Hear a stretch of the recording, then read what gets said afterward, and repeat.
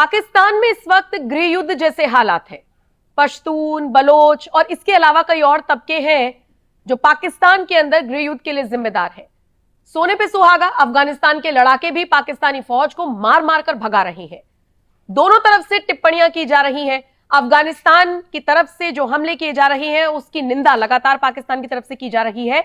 लेकिन ये हमले सिर्फ सैन्य हमले भर नहीं है, बल्कि बात है बेइज्जती की, बात है अपमान की।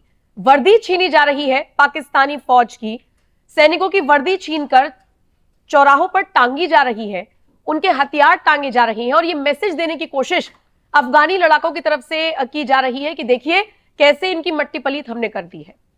मतलब वो पाकिस्तान जिसकी नजरें हर वक्त भारत पर होती हैं, भारत के खिलाफ जहर उगलने पर होती हैं, बहुत अच्छा वक्त है कि वो अपने अंदर झांक कर अब देखना शुरू कर दे। नहीं तो वो दिन दूर नहीं जब पाकिस्तान टुकड़े टुकड़े होकर बट जाएगा, जैसे कि हालात इस वक्त पाकिस्तान के हैं। पंकज जी, कुछ तस्वीरें हम लगातार देख रहे हैं, पिछले 24 घंटे से वायरल है। पाकिस्तानी सैनिकों की वर्दी को, उनकी पैंटों को टांगा गया है चौराहों पर और ये मैसेज दिया जा रहा है कि हाँ, हम बेइज्जती कर रहे हैं, हम अपमानित कर रहे हैं उनको, ये उनकी औकात है। आपने एक शब्द का इस्तेमाल किया कि अंदर चाहिए पाकिस्तान को। जिस दिन अंदर झांक कर देखेंगे ना, उस दिन शर्म से मर जाएंगे।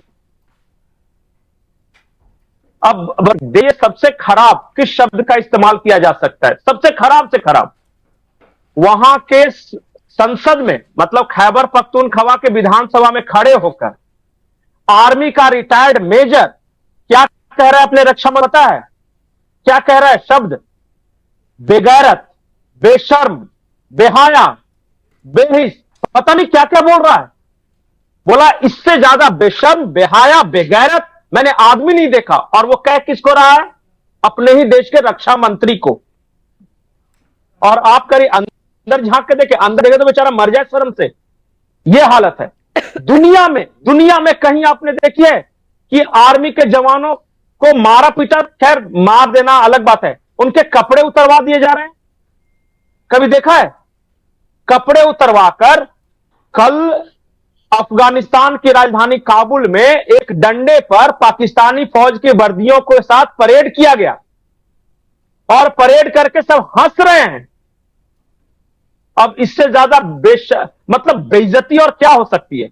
और शहबाज शरीफ इज्जत कमा रहे ट्रंप के सामने खड़े होकर वाहवाही करने में, अपनी सेना का क्या वो इज्जत क्या कमा रहे हैं? बेचारा क्या कह रहा है वो कि आप महान हो, आप विद्वान हो, आप तो महापुरुष ही नहीं, सर्वशक्तिमान हो रहा है ना, वो इज्जत कमा रहा है।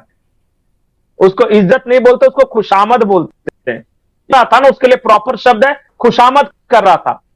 और हिंदी में कहे तो चमचा। नहीं, हाँ, आपको रोकना पड़ जाता है। आप कुछ भी, मैं समझ गई हूँ, दर्शक समझ गए होंगे नहीं कि आप क्या कहना चाह रहे हैं। प्रधानमंत्री में क्या कर रहा था? बिल्कुल।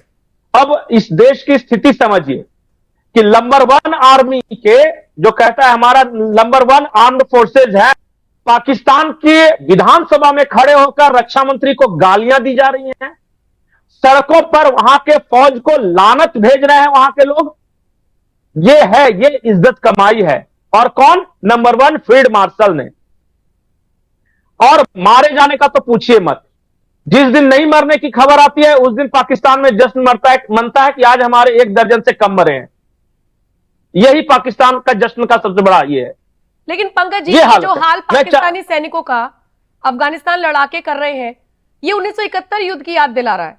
कहा जाता है कि उस वक्त भी ऐसा ही किया गया था। उससे भी बुरा देखिए क्या है ना, 1971 में तो चलिए सरेंडर कर दिया और हथियार रखवा लिए, उनका पिस्टल, बेट सब खुलवा लिया और सबको पैंट रिमूविंग सेरेमनी हुई थी ढाका में। तो उसमें जाकर इंडियन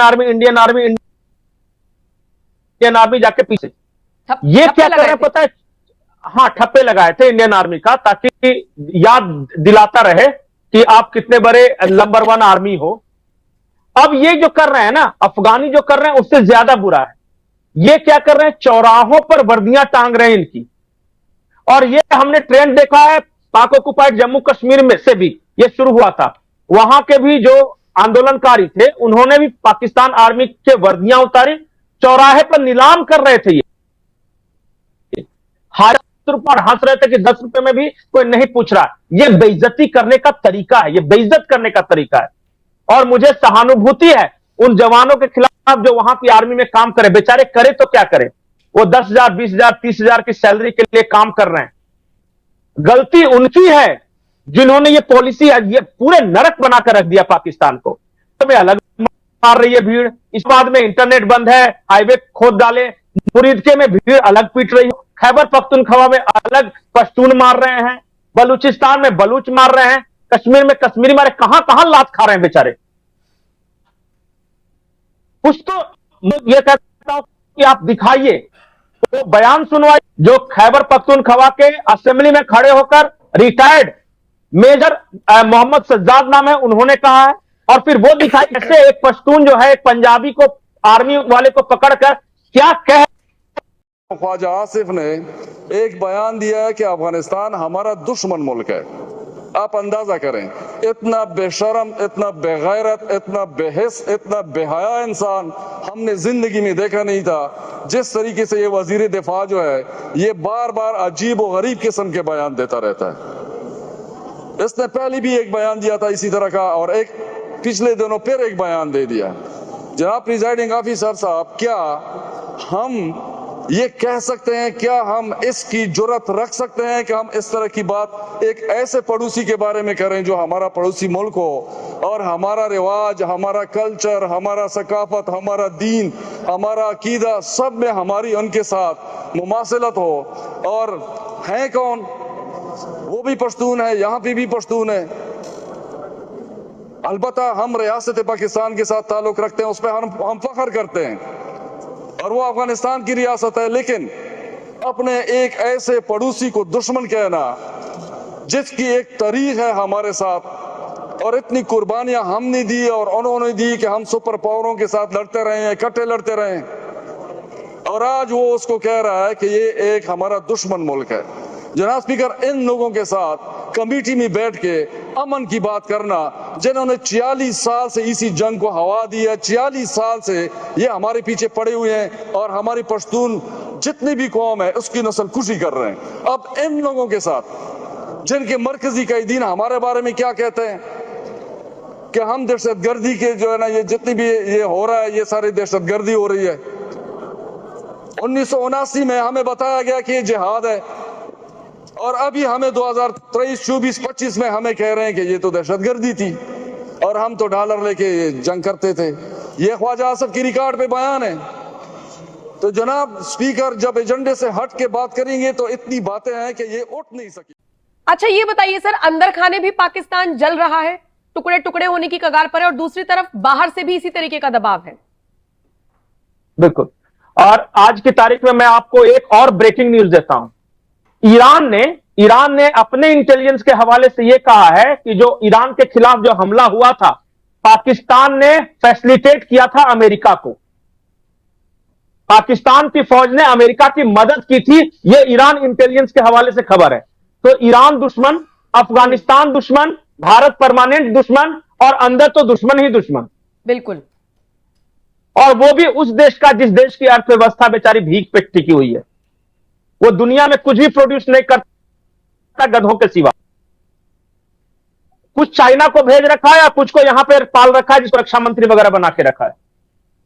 ये हाल है। चलिए ठीक है, पाकिस्तान का भविष्य, वर्तमान सब अधर में अटका हुआ है, और बाकी उसका पास्ट क्या रहा है वो तो हम सबको पता ही है। लेकिन बड़ी विडंबना है, पाकिस्तानी सैनिकों के सामने पिट भी रहे हैं, लात भी खा रहे हैं, बेइज्जती भी करा रहे हैं, वर्दी भी उतरवा रहे हैं, और दुनिया में अपनी मट्टी पलीत भी करा रहे हैं। वो भी तब जब उनके प्रधानमंत्री मिस्र में जाकर खुशामद कर रहे हैं अमेरिकी राष्ट्रपति डोनाल्ड ट्रंप की। बहरहाल इस वीडियो में फिलहाल इतना ही, बाकी और अपडेट्स के साथ मिलेंगे फिर दोबारा आपसे।